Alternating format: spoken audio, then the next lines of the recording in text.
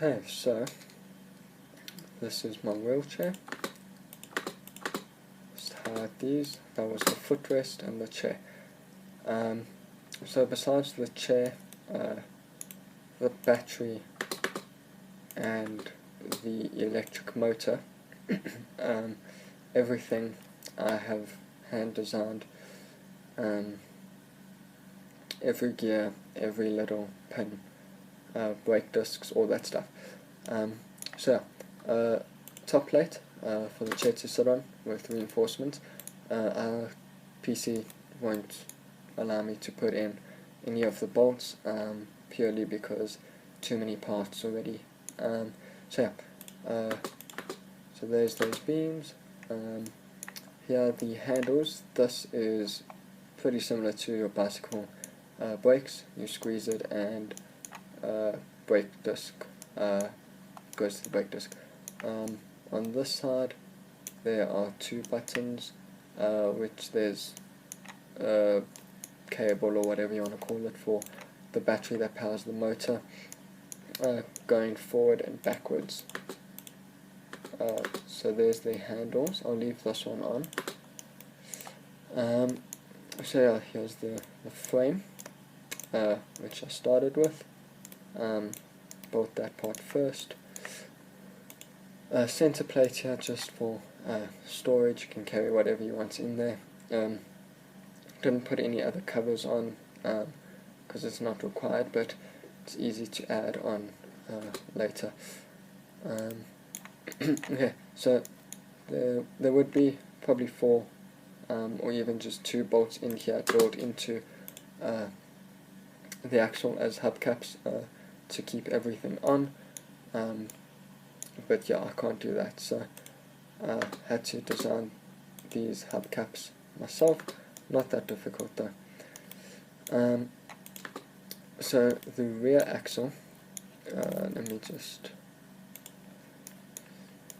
over here is a single solid shaft held on by these plumber sockets, I think that's what they're called.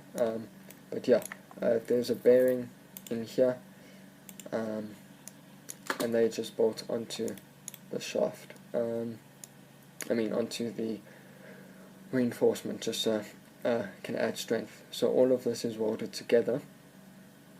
The plates welded on as well, all of them, and then these are just holes that are drilled through.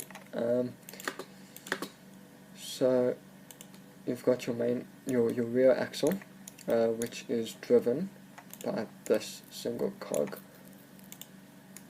at the back here.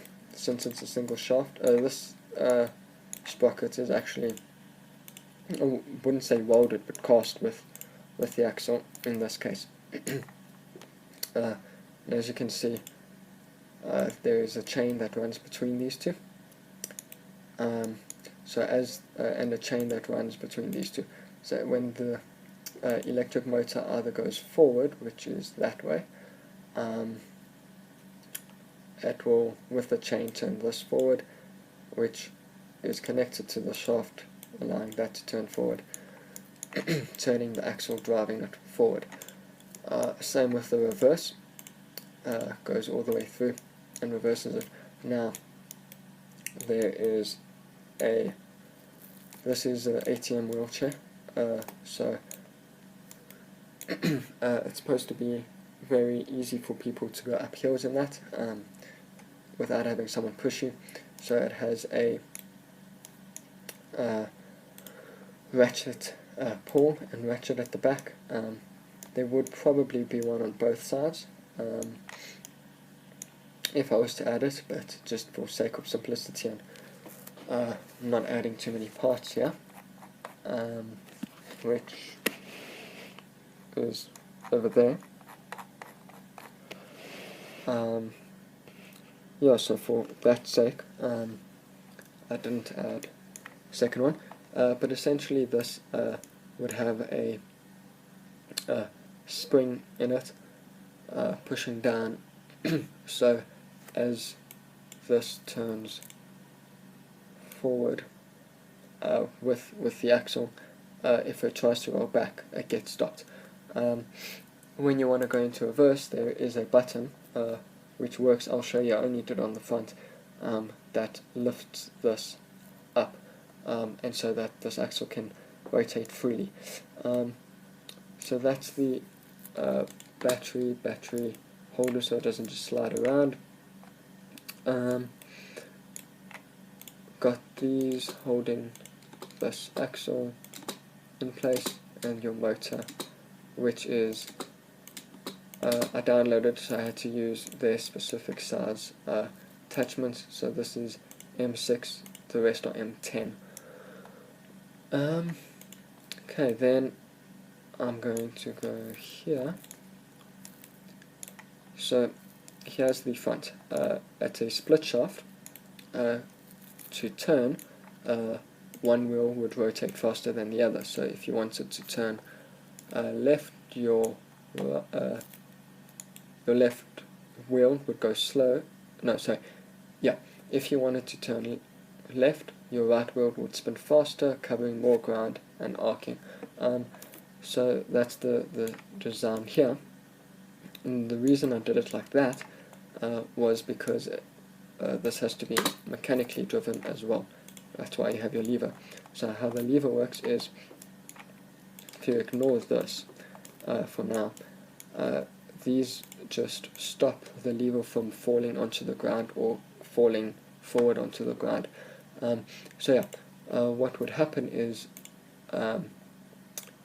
your lever would be towards you, you would pull it, and by pulling it, this would move. Obviously there's no physics here, but that would stay on top,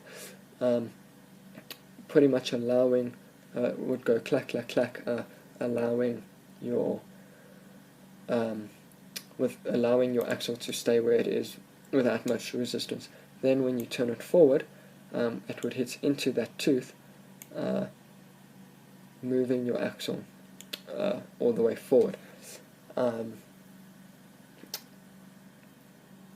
allowing your front wheels to turn forward. So with this you can't reverse backwards, which is fine for the design we had.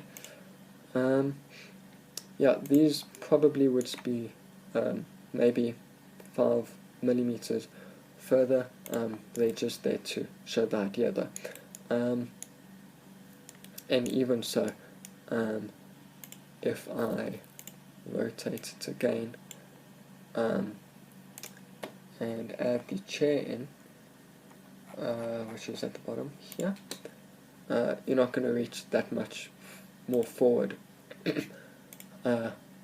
with pushing if you're using your backrest. This is obviously an adjustable chair, which is what we had to use, and so going back does nothing, going forward let your wheels turn forward. Then obviously having a split axle, if you want to turn, for instance right, you just push your left lever forward more times or faster than your right, and you would turn. The reason there are disc brakes over here is because if you are using your electric motor and you want to turn, it's very simple for you to clamp or use your brake to slow down the one side that you want to turn to. So this here is the mechanism. This is a groove. I just couldn't edit it again after adding it. But essentially what it allows is, it allows for this to slide up when you push the button or pull the lever or whatever, which allows this to slide up, which allows this to slide up. This is all connected, so if I move it, everything will move. But yeah, we'll lift that up, allowing you to reverse. So when this turns back, it won't hit in there. So yeah, it's the same on the side, but I didn't draw it for simplicity reasons. So yeah, that's pretty much how this works. I also couldn't edit this, but there would be the 6 holes here for the M10 bolts to bolt the chair down.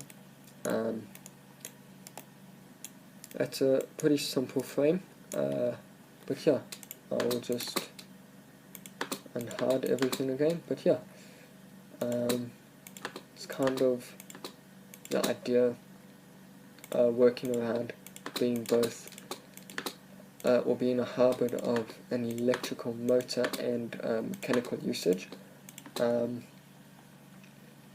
It's not perfect, and there's probably better ways to do it, but with the time I have and all that,